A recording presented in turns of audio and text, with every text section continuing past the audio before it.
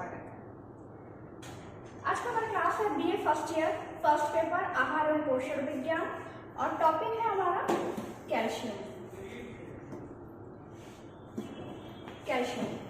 इसके पहले खनिज लवण के बारे में आपको बताया गया था। तो खनिज लवण के बारे में आपको बताया गया था कि दो प्रकार के खनिज लवण होते हैं, मतलब खनिज लवणों को दो भागों में बांटा गया है, मुख्य खनिज लवण और गौण खनिज लवण। तो मुख्य खनिज लवण में सबसे पहले कैल्शियम है, क्योंकि नाम से ही है मुख्य खनिज लवण। हमारे पूरे शरीर में 96% भाग बाकी के पोषक तत्वों से मिलकर निर्मित है। सिर्फ 4% खनिज लवणों का ही हमारे शरीर में रोल है, बस 4%। और इन 4% में से भी आधा यानी 2% कैल्शियम का रोल है। मतलब पूरे जितने खनिज लवण हैं हमारे शरीर के लिए, जितने महत्वपूर्ण खनिज लवण है, उसमें से आधा का काम कैल्शियम ही कर रहा है। अर्थात ये हम जान सकते हैं कि कैल्शियम हमारे शरीर के लिए कितना आवश्यक है। नॉर्मली सभी लोग जानते हैं कैल्शियम दूध से मिलता है, दूध से प्राप्त किया जा सकता है। कैल्शियम की कमी से हड्डी से संबंधित रोग हो सकते हैं। कैल्शियम हड्डी निर्माण के लिए आवश्यक है, ये कॉमन नॉलेज सभी को पता है। लेकिन कैल्शियम क्या है, मानव शरीर में इसकी क्या उपयोगिता है, क्या महत्व है, इसके कमी से कौन कौन से रोग हो सकते हैं, क्या प्रभाव पड़ सकता है हमारे शरीर में, इसके अलावा इसकी प्राप्ति के साधन कौन से हैं, कौन से सोर्सेस से इसे हम प्राप्त कर सकते हैं, तो इन सारी जानकारियों को हम जानेंगे कैल्शियम के टॉपिक में। मानव जीवन में कैल्शियम की क्या आवश्यकता, वही चीज है जो हमें जानना है, वही उद्देश्य में आपको दिख रहा है। कैल्शियम मुख्य खनिज तत्व, यह आपको दिख रहा होगा, मुख्य खनिज तत्व है कैल्शियम। शरीर में अन्य खनिज पदार्थों की अपेक्षा कैल्शियम की मात्रा सबसे अधिक रहती है। हमारे शरीर में कुल 4% भाग खनिज लवण का होता है, जिसमें से लगभग आधा यानी 2% भाग कैल्शियम के कारण होता है। अर्थात वही चीज है कि 4% में से आधा काम कैल्शियम ही कर रहा है, क्योंकि निर्माण का काम कर रहा है। तो निर्माण का कार्य हो रहा है तो जाहिर सी बात है कि आधा से ज्यादा काम यही करेगा। और कैल्शियम तब तक कार्य नहीं कर सकता है जब तक इसको संबंधित फास्फोरस ना मिले। अर्थात एक संबंध एक का कार्य ही होता है फास्फोरस तथा कैल्शियम के द्वारा। मतलब एक तरह से मान सकते हैं कि ये एक सिक्के के दो पहलू हैं, फास्फोरस तथा कैल्शियम। मतलब कैल्शियम तब तक हमारे शरीर में अब्सॉर्ब नहीं करेगा, तब तक ये अपना कार्य नहीं कर सकता है जब तक उचित मात्रा में फास्फोरस भी ना मिले। कैल्शियम मुख्य खनिज तत्व है। इससे शरीर को क्या होता है, शरीर के विभिन्न भाग का निर्माण होता है, जैसे अस्थियां हो गया, दांत हो गए, और ये सारा निर्माण प्रक्रिया गर्भाधान से ही प्रारंभ हो जाता है। एक शिशु जब जन्म लेता है तो उसका शरीर का भार करीब 3 से 3.5 kg तक होता है। 3 से 3.5 kg तक उसके शरीर का भार होता है, और उसके बॉडी वेट के अकॉर्डिंग उसके शरीर में कैल्शियम की मात्रा 27 से 28 ग्राम तक पाया जाता है, जो न्यूबॉर्न बेबी जन्म लेने के बाद ही उसमें उपस्थित रहता है। वही बच्चा जब बड़ा हो जाता है, एडल्ट हो जाता है, तो उसके शरीर के भार के हिसाब से उसके शरीर में करीब 1000 से 1100 ग्राम प्रोटीन उपस्थित हो जाता है।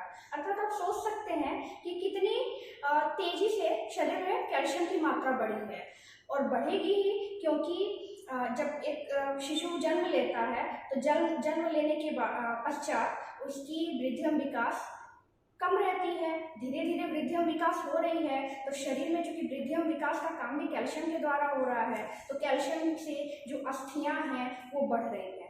जब वो बढ़ रही हैं तो मात्रा भी बढ़ रहा है।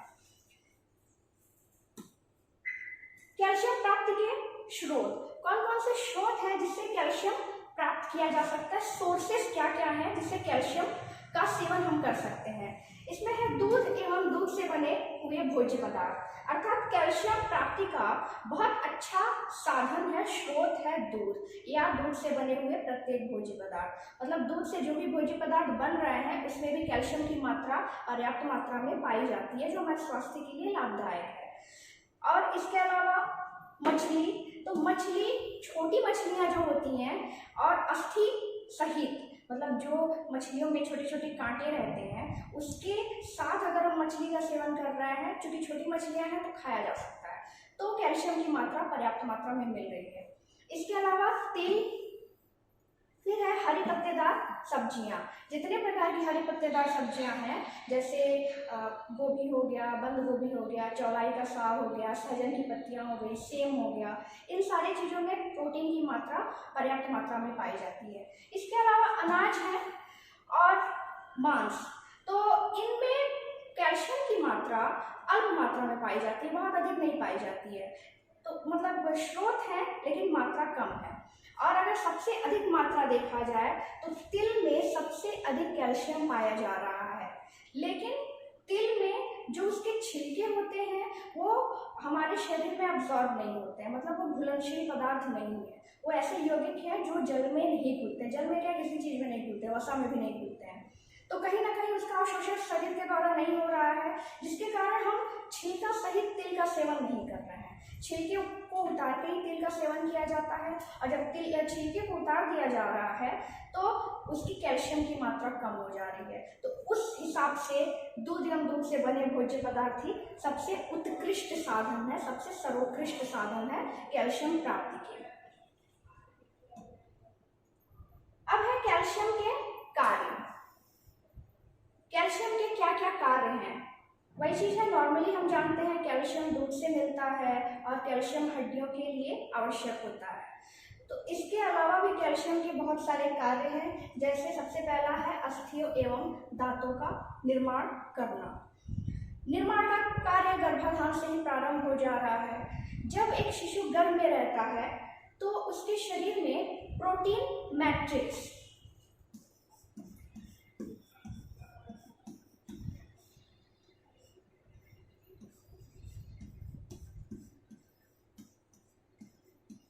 प्रोटीन मैट्रिक्स से उसके शरीर का निर्माण होता है, जो एक कोमल तंतुओं के रूप में रहता है। चूंकि शिशु का, चूंकि वो गर्भ में है तो वो अत्यंत कोमल है, तो उसके शरीर का जो निर्माण हुआ है वो प्रोटीन मैट्रिक्स के द्वारा निर्माण हुआ है।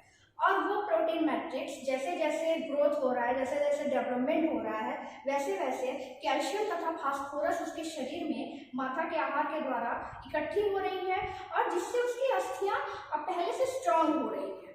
अब पहले से स्ट्रांग हो रही है तो कहीं ना कहीं अस्थियों दांतों का निर्माण कैल्शियम के द्वारा ही हो रहा है। तो निर्माण का कार्य कैल्शियम या फास्फोरस कर रहा है।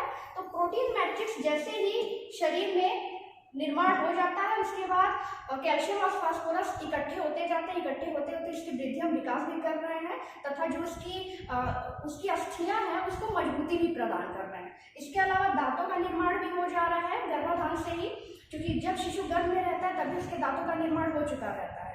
जब वो जन्म ले लेता है, जन्म लेने के 4 से 5 महीने बाद उसके दांत निकलने प्रारंभ होते हैं।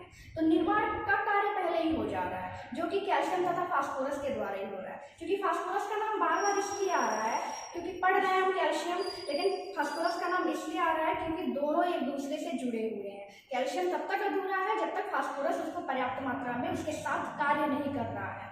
जब दोनों एक साथ कार्य करेंगे तो साथ में जितने भी इनके कार्य हैं वो सही प्रकार से होंगे। फिर है रक्त का थक्का बनने के लिए सहायक। रक्त का थक्का बनने में भी कैल्शियम का महत्वपूर्ण योगदान है।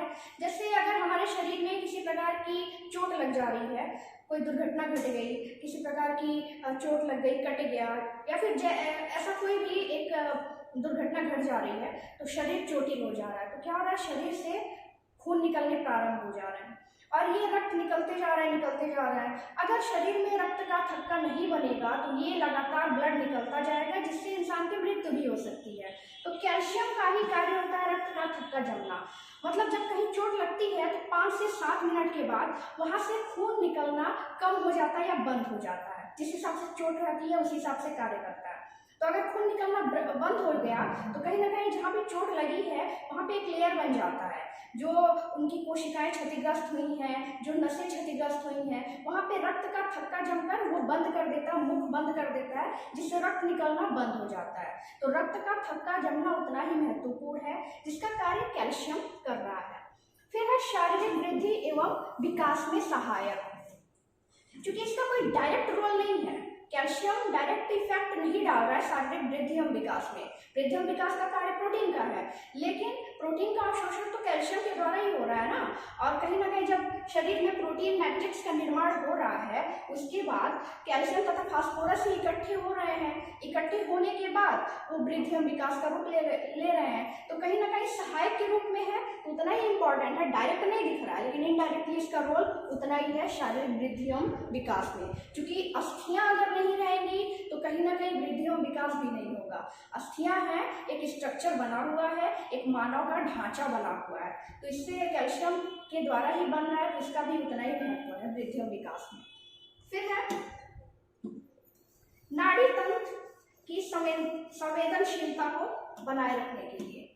जितने भी नाड़ी संस्थान हैं उनकी कोमलता को, संवेदनशीलता को बनाए रखने के लिए कैल्शियम का महत्वपूर्ण योगदान है। क्योंकि जो रक्त सीरम होते हैं उनमें भी कैल्शियम पाया जाता है, तो लिक्विड चीज़ों में भी कैल्शियम है, जिससे जो इंटरनल पार्ट्स हैं वो भी सही प्रकार से कार्य कर रहे हैं। जो मांसपेशियां हैं, फिर नाड़ी संस्थान है, वो तभी क्रिया करेंगे जब कैल्शियम का अवशोषण शरीर में होगा और प्रत्येक भागों में कैल्शियम पर्याप्त मात्रा में पहुंचा रहेगा। क्योंकि बताया गया है कि जैसे कैल्शियम क्या है, 2% कैल्शियम हमारे शरीर में है, तो खनिज लवणों का 2% कैल्शियम का कार्य है, और इन 2% में से खनिज लवण 99% अस्थि एवं दांत निर्माण में लग जा रहे हैं। 99% कार्य कर रहा है अस्थि एवं दांत में, बाकी का बचा 1% बाकी के कार्य में है। रक्त सीरम हो गया, जो कोमल तंतुएं हो गई, मांसपेशियां हो गया, इन सब में कार्य कर रहा है। तो 1% का कार्य बाकी में कर रहा है और बाकी 99% का कार्य अस्थि एवं दांतों का निर्माण कर रहा है। फिर है एंजाइम की क्रिया में सहायक। हमारे शरीर में अनेक प्रकार के एंजाइम पाए जाते हैं, उसकी क्रिया में भी कैल्शियम का बहुत बड़ा योगदान है। जैसे छोटी आंत के अवशोषण में कैल्शियम का बहुत बड़ा रोल होता है। इसके अलावा हमारे शरीर में इंसुलिन नामक हार्मोन्स पाए जाते हैं, तो इंसुलिन का श्रवण भी, मतलब इंसुलिन का जो कार्य है उसका जो श्रवण हो रहा है तो वो भी कैल्शियम के द्वारा ही हो रहा है। इसके अलावा हमारे शरीर में कार्बोहाइड्रेट, प्रोटीन तथा वसा, इनका भी पाचन, अवशोषण, चयापचय कैल्शियम के द्वारा ही हो रहा है। तो कैल्शियम कहीं ना कहीं निर्माण की दृष्टि से भी लाभप्रद है, आवश्यक है। इसके अलावा बहुत सारे हार्मोन्स और पोषक तत्वों का अवशोषण, चयापचय, संग्रहण, इसका कार्य भी कैल्शियम कर रहा है। तो आप समझ सकते हैं हमारे शरीर के लिए कितना महत्वपूर्ण है। अगला है मांसपेशियों के संकुचन में नियंत्रण। मांसपेशियों का संकुचन हमेशा होता रहता है। अगर मांसपेशियों का संकुचन ना हो तो कहीं ना कहीं इसका बुरा असर भी पड़ सकता है। अगर शरीर में कैल्शियम की कमी हो जा रही है तो मांसपेशियों में बहुत ही भयानक दर्द होता है, और ये दर्द होता है जो दर्द धीरे धीरे टिटैनी नामक रोग में परिवर्तित हो जाता है। मतलब अगर ये निरंतर चल रहा है, कैल्शियम की कमी लगातार हमारे शरीर में है, तो ये एक रोग का रूप ले लेता है। पहले तो सिर्फ इसके लक्षण दिखेंगे कि मांसपेशियों में भयानक दर्द हो रहा है, जो लगातार चल रहा है। अगर इसकी कमी को दूर नहीं किया गया, इसका कोई इलाज नहीं किया गया, तो टिटैनी नामक रोग से व्यक्ति ग्रसित हो सकता है। फिर है हृदय गति को संतुलन बनाए रखने में। वही चीजें हैं कि जो हमारे शरीर में तरल पदार्थ है उनमें भी कैल्शियम की मात्रा पाई जा रही है, वहां पे भी कैल्शियम कार्य कर रहे हैं। तो वहां पे जब कैल्शियम कार्य कर रहा है तो हृदय की जो गति है वो संतुलित रह रही है, वो सही प्रकार से कार्य कर रही है, उसका मतलब हार्ट बीट जो है वो सही प्रकार से क्रिया कर रही है। अब है कैल्शियम की कमी के प्रभाव। अगर हमारे शरीर में कैल्शियम की कमी हो जा रही है तो इसके भी कुप्रभाव देखने को मिल सकते हैं। जैसे बच्चों की वृद्धि रुक जा रही है, क्योंकि एक तरफ से देखा जाए तो अगर आप कार्य को जान गए तो कमी के प्रभाव को भी जान जाएंगे। क्योंकि जब कार्य है, अगर वो कार्य नहीं कर रहा है, अर्थात हमारे शरीर में उसकी कमी हो जा रही है, तो वो कार्य करना बंद कर देगा, तो वही जो कार्य है वही कमी में परिवर्तित हो जाएगा। बच्चों की वृद्धि रुक जाना, अगर कैल्शियम की कमी है तो वृद्धि और विकास में भी बाधा उत्पन्न हो रही है। फिर है शिशु के दांत देरी से निकलते हैं। अगर कैल्शियम की कमी गर्भाधान से ही है, शिशु जन्म के बाद भी उसे पर्याप्त मात्रा में कैल्शियम माता के द्वारा नहीं मिल रहा है, तो उसके दांत देरी से निकल रहा है। अगर शिशु का दांत 5 से 6 महीने में निकलना प्रारंभ हो जाता है तो समझिए बच्चा स्वस्थ है। अगर देर हो रही है तो कहीं ना कहीं कैल्शियम की कमी है। फिर है प्रौढ़ावस्था में कैल्शियम की कमी से ऑस्टियोमलेशिया नामक रोग हो जाता है। ज्यादातर ये महिलाओं में देखने को मिलता है, क्योंकि महिलाएं जो गृहिणियां होती हैं वो पर्याप्त मात्रा में कैल्शियम का सेवन नहीं कर रही हैं, जिससे उनकी हड्डियों पे, अस्थियों पे प्रभाव पड़ रहा है और ये प्रभाव धीरे धीरे ऑस्टियोमलेशिया नामक रोग में परिवर्तित हो जाता है। इसमें होता है इनकी हड्डियां कमजोर हो जाती हैं, हड्डियों में बहुत भयानक दर्द होता है, इसके अलावा थोड़ी बहुत चोट लगने पे भी बहुत ज्यादा हड्डियां क्षतिग्रस्त हो जाती हैं, नुकसान पहुंचता है। फिर है गर्भवती महिला के लिए कैल्शियम का होना अनिवार्य है।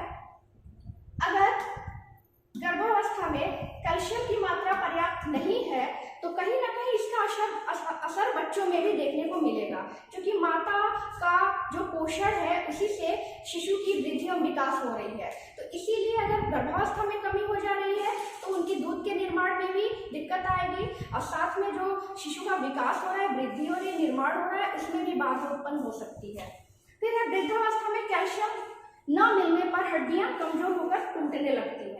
वृद्धावस्था, चूंकि वृद्धावस्था में वृद्धि नहीं हो रही है, बस विकास हो रहा है और ऐसे में शरीर बहुत ज्यादा क्षतिग्रस्त अपने आप होता जाता है, शरीर शिथिल पड़ जाता है, जो इनकी कार्य क्षमता है उसमें कमी आ जा रही है। तो जब कमी आ रही है तो कहीं ना कहीं हड्डियां भी कमजोर हो रही हैं और जब हड्डियां कमजोर हो रही हैं तो धीरे धीरे और ज्यादा क्षतिग्रस्त हो रही हैं और इनकी मांसपेशियां तो काम कर नहीं रही है, साथ में हड्डियां भी काम नहीं कर रही हैं। तो प्रोटीन के साथ साथ कैल्शियम की भी मात्रा वृद्धावस्था में ज्यादा होनी चाहिए, नहीं तो इनके कुप्रभाव देखने को मिल सकते हैं।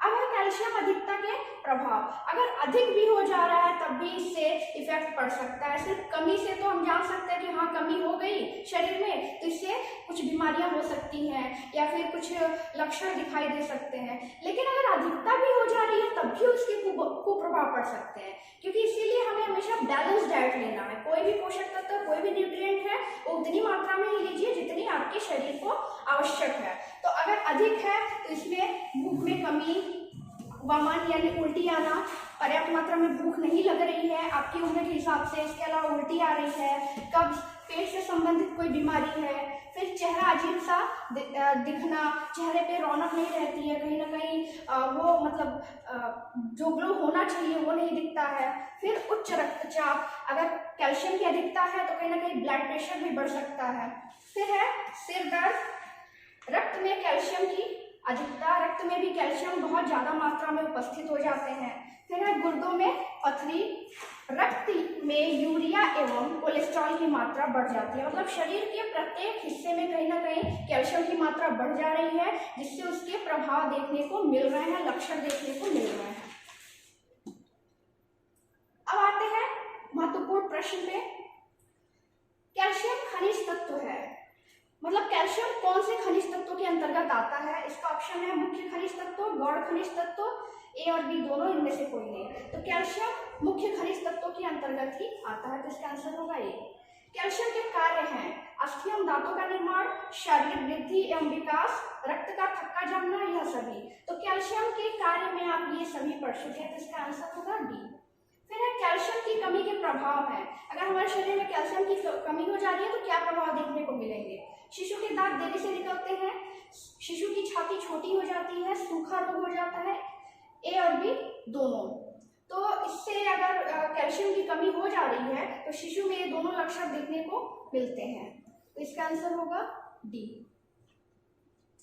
अगला, वृद्धावस्था में कैल्शियम की कमी से कौन सा रोग होता है? ऑस्टियोपोरोसिस, रिकेट्स, स्कर्वी, में से कोई नहीं। तो वृद्धावस्था में ये रोग देखने को मिलते हैं। अब मिलते हैं अगले टॉपिक